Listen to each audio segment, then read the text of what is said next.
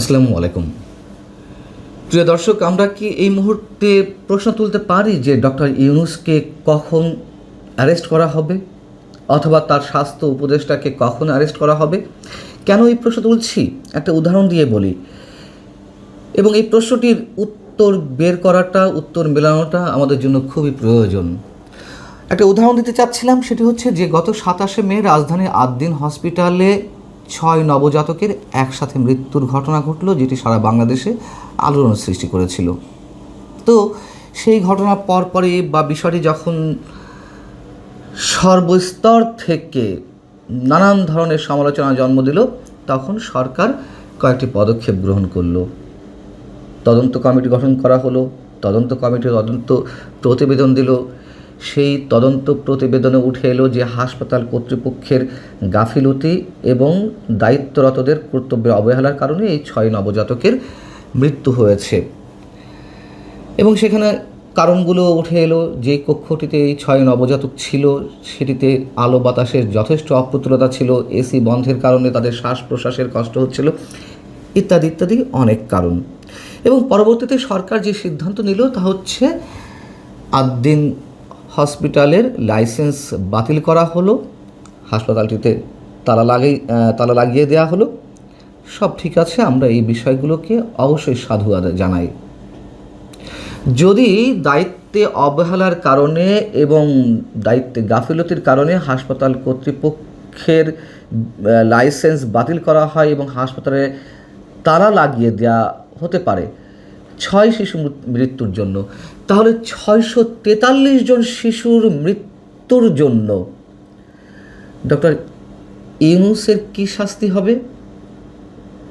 Doctor Yunus সরকারের গাফিলতির কারণে যে গ্যাভির মাধ্যমে, ইউনিসেফের মাধ্যমে টিকা আনা হলো না, যার কারণে আমলাতান্ত্রিক জটিলতার কারণে টিকার ঘাটতি দেখা দিল এবং মহামারী আকারে ছড়িয়ে পড়ল হামের রোগটি, এবং গত 3 মাস ধরে প্রতিদিন একের পর এক শিশু মারা যাচ্ছে। সরকারি হিসেবে 643 জন, বেসরকারি হিসেবে আমরা ধরে নিতে পারি এই সংখ্যা 2 গুণ বা 3 গুণ, সহস্রাধিক। তাহলে ডক্টর ইউনূস সরকারের বিরুদ্ধে কেন কোনো ধরনের ব্যবস্থা নেওয়া হচ্ছে না? কেন ডক্টর ইউনূসের বিষয়ে সরকার একেবারে মুখে কুলুপ এঁটে বসে আছে? এবং এই হামের প্রাদুর্ভাবের জন্য অথবা এই যে শত সহস্র শিশুর মৃত্যুর জন্য যে ডক্টর ইউনূস সরকার দায়ী, তা তো বৈশ্বিক একের পর এক সংস্থা থেকে শুরু করে খোদ সরকারের মধ্য থেকেই এখন দায়ী করা হচ্ছে ডক্টর ইউনূস সরকারকে। আমি একটু এক জায়গায় করে আপনাদের সামনে তুলে ধরি, আন্তর্জাতিক সংস্থাগুলো কি বলছিল। সেটি হচ্ছে ইউনিসেফ কি বলল, যে বছরের পর বছর ইউনিসেফ এই টিকা সরবরাহ করত এবং অধিকাংশ অর্থায়ন দিত গ্যাভি দ্য ভ্যাকসিন অ্যালায়েন্স, কিন্তু সেখান থেকে সরে এলো ডক্টর ইউনূস সরকার, যার কারণে হামের প্রাদুর্ভাব দেখা দিয়েছে। এবং ইউনিসেফের বাংলাদেশ প্রতিনিধি রানা ফ্লাওয়ার্স কিন্তু সংবাদ সম্মেলন করেই বললেন যে আমি ঈশ্বরের দোহাই দিয়ে বলেছিলাম এমনটি করবেন না। নূরজাহান বেগমের উদ্দেশ্যে তিনি বলেছিলেন এতে টিকাদান কর্মসূচি ব্যাহত হয়ে প্রাদুর্ভাব দেখা দিতে পারে, আমরা বারবার সতর্ক করেছিলাম। বিশ্ব স্বাস্থ্য সংস্থা গত 23শে এপ্রিল কি বলছিল তাদের প্রতিবেদনে, বাংলাদেশে হামের সাম্প্রতিক প্রাদুর্ভাবের বড় কারণ ডক্টর ইউনূসের অন্তর্বর্তী সরকারের আমলে টিকার ঘাটতি। বিশ্ববিখ্যাত বিজ্ঞান সাময়িকী দ্য সায়েন্সের প্রতিবেদন, সেখানে কি বলা হচ্ছিল যে এই মহামারীর জন্য অবশ্যই অন্তর্বর্তী সরকার দায়ী। গেল তো। এমনকি আমাদের প্রধানমন্ত্রীর তথ্য বিষয়ক উপদেষ্টা ডক্টর জাহিদুর রহমান তিনিও সংবাদ সম্মেলন করে সমালোচনার মুখে বলতে বাধ্য হলেন, বা সরকারের সিদ্ধান্তটি তিনি জানিয়েছেন আমরা ধরে নেব। তিনি বললেন যে অন্তর্বর্তী সরকারের আমলে কেন টিকা দেওয়া হয়নি তা খতিয়ে দেখবে সরকার। খতিয়ে দেখেছে সরকার? কোনো উদ্যোগ নিয়েছে? নেয়নি তো সম্ভবত। এবং আরও মজার বিষয় হচ্ছে যে আন্তর্জাতিক সংস্থাগুলো যখন ডক্টর ইউনূসের গাফিলতির কথা বা ডক্টর ইউনূসকে দায়ী করছে এই হামের প্রাদুর্ভাবের কারণে, তখন সরকার বলছে যে আমরা খতিয়ে দেখব। তার মানে বিশেষ একটা হিডেন এগ্রিমেন্ট ডক্টর ইউনূসের সাথে বিভিন্ন ক্ষেত্রে বর্তমান সরকার রয়েছে, আমরা ধরে নিতে পারি। তারপরেও ধরে নিলাম যে সরকারের এটি ফর্মালিটিস বা সরকারের এটি দায়িত্ব তদন্ত করা, কে কী বললো তারা কান দেবে না, খুব ভালো কথা। কিন্তু কোনো ব্যবস্থা তো নেওয়া হয়নি। ইভেন স্বাস্থ্যমন্ত্রী গত কয়েকদিন আগে বলতে বাধ্য হলেন যে এর জন্য অন্তর্বর্তী সরকার দায়ী।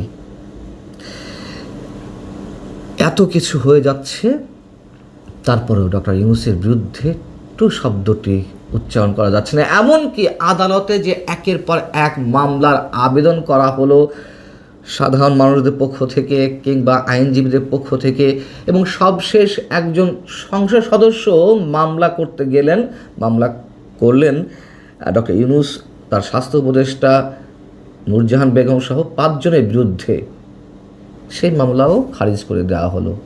কেন? সমস্যাটি কোথায় এইসব মামলা গ্রহণ করতে?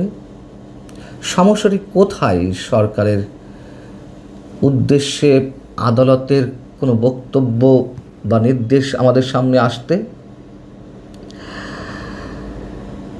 আমাদেরকে এই প্রশ্নের উত্তর বের করতে হবে এই জন্য যে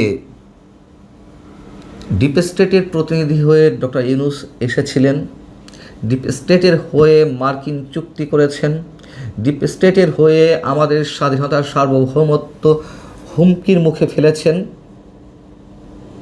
সেই প্রমাণিত ডিপ স্টেটের প্রতিনিধির বিরুদ্ধে যদি সরকার কোনো ধরনের ব্যবস্থা না নেয়, আমি অন্য সব বাদ দিলাম, মার্কিন চুক্তি বা অন্য আর যা কিছু আছে, এই যে শত শত মায়ের কোল খালি করা, প্রতিনিয়ত খালি হচ্ছে, সেসবের বিষয়ে সরকারের পক্ষ থেকে কোনো উদ্যোগ থাকবে না ডক্টর ইউনূসের বিরুদ্ধে।